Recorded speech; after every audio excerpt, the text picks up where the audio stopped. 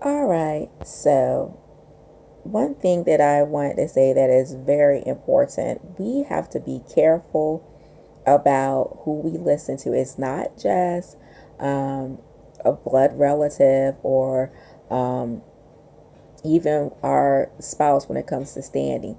There are some pastors that will lead you the wrong way. Um, and so it which says something about them.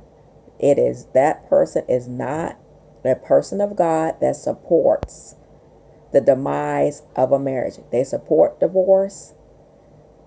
They're not of God. And let me tell you, people do not get married and make a mistake. That is a lie from the pit.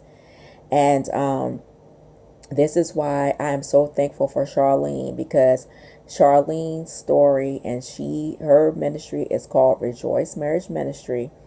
And she divorced her husband. You know why? Because her pastor told her it was okay to divorce her husband. Also, um, you know, her and her husband was going to the pastor, and basically they both said that the pastor never opened up the Bible and said, um, God hates divorce. There's nothing that God cannot solve.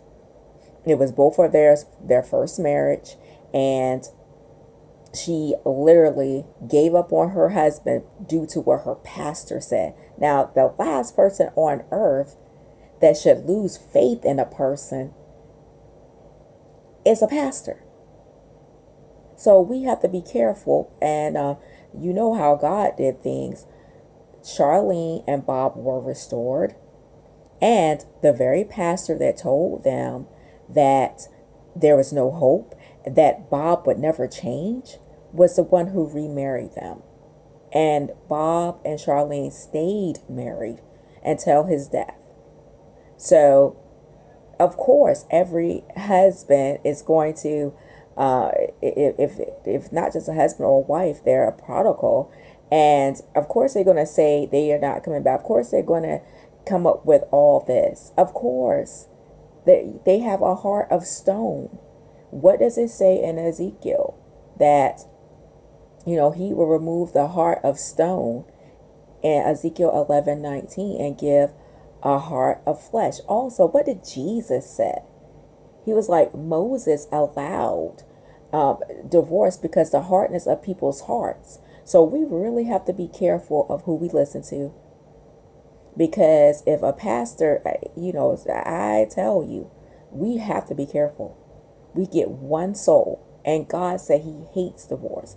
And, most people aren't strong when it comes to when they get a divorce, because they're like, okay, they're going to want to be with someone else and be in adultery.